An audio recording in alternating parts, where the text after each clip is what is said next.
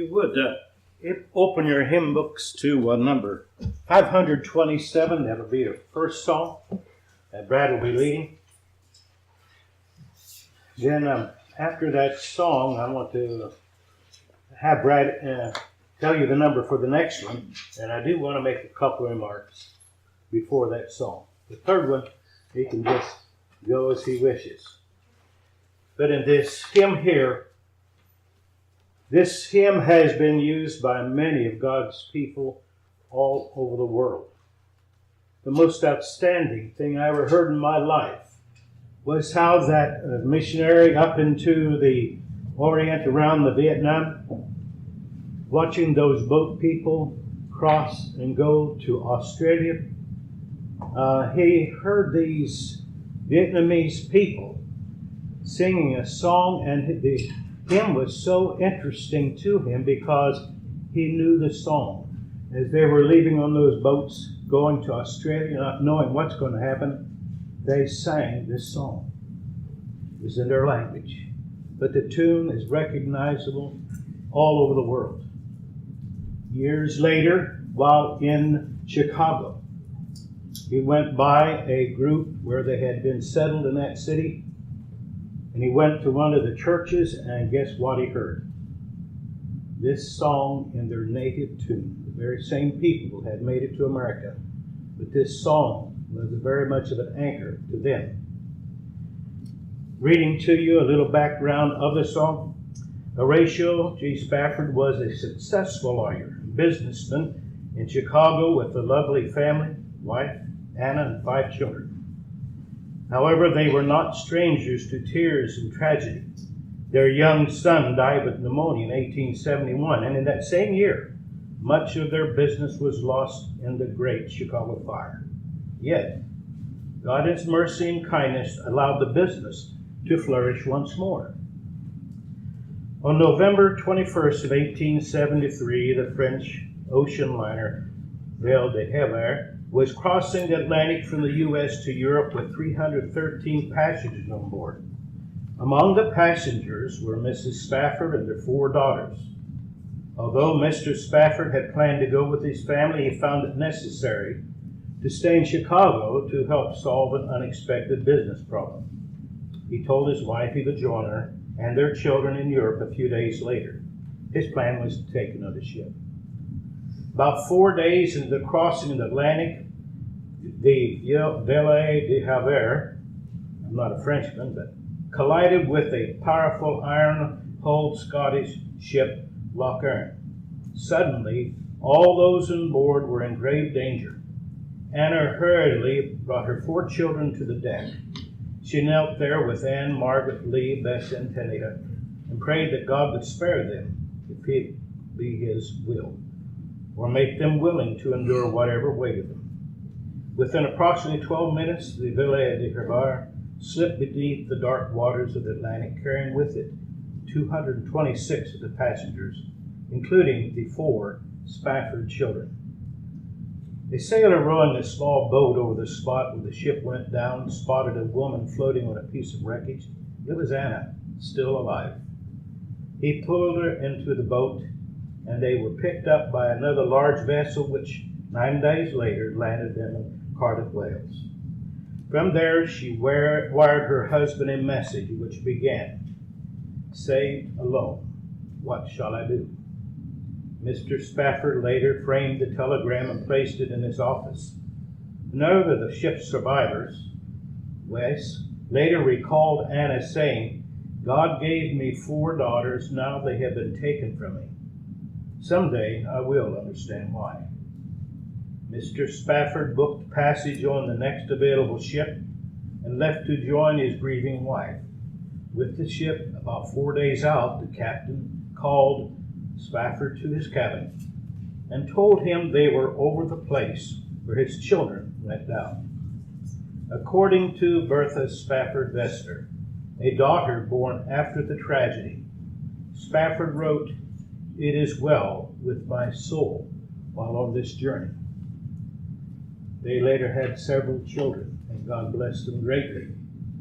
But in all of our lives, as those people from a foreign nation the believers in Christ, were caused to be strengthened by this song. All over the world and even us tonight, with tragedy around us, but yet with hope. And so we have that great passage that I base my thoughts tonight on, and we know that all things work together for the good of those that love the Lord and are the called according to his purpose. Brother Brad.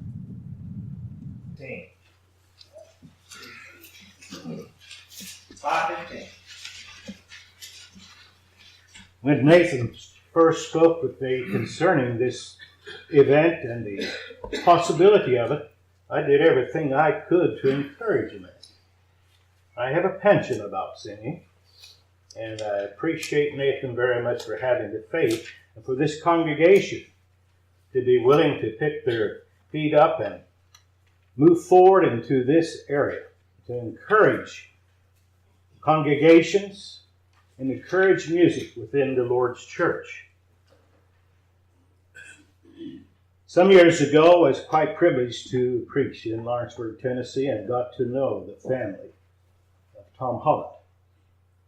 Knew of his background, of history, and got to know Tom quite well. There was a singing started by a little congregation dying in Tennessee, much like this, a long time ago. I was privileged to be with Tom, to be at that first one, to be by his side more or less. I just loved to sing with Tom. That's all there was to it.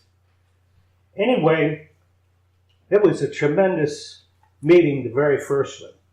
But as they were going to the second, and Tom was telling me, and called him one time, and he said, it looks like it's going to be a bumper crop out there. We're expecting maybe 1,000 people to show up the second one.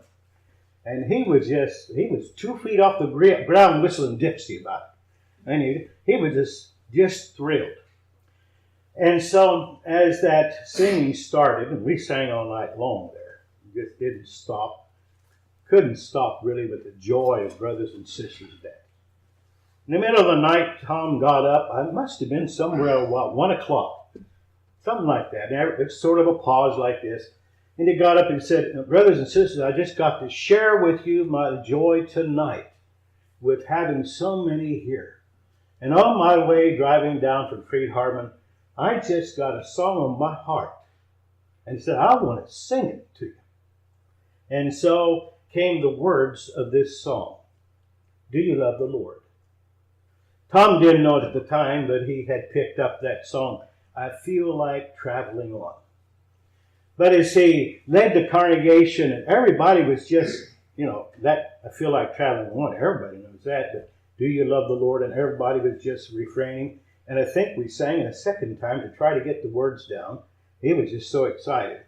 And he said something like to the effect, he said, I would love if somebody could write this music down for congregational singing. And you put it down so people could share it as time goes by. And I stood up and said, Tom, I'm your man. Biggest problem I had with this was trying to get the chord progression not to fit. I feel like traveling on, because you've got to be very careful with plagiarism, I say that to encourage you right now. You do not know how many people and congregations all over the United States, and I've labored it a lot, who have a song in their heart, and all they need is the opportunity to get it out, to get it into 4-part harmony. Songs like It Is Well With My Soul out of their life, that they can grow and sing in congregations and have a rebirth of what Paul talked about to the Colossian brethren. Let the words of Christ dwell in you richly in all wisdom. And singing all the verses. I believe in singing all the verses. But as you sing this song, think in your heart of the joy that may be next year at this place. If we share the thoughts and enjoy it, that maybe this will be like Dinah All Night Singing. Did anybody here go to Dinah All Night Singing this year? Several have. But Tom was there. He was in a wheelchair. But I'm telling you, it brings a birth to God's people of Lawrenceburg, Tennessee. I love those people there in that region. And we can have the same thing here. There's so many people in this area that have a song in their hearts. And I'd just like to encourage you as we move forward tonight and appreciate Nathan for your willingness to step out. Let us all lock arms together in helping God's people in this wonderful section of the United States to join together and be edified and to love one another from a pure heart, fervently and diligently.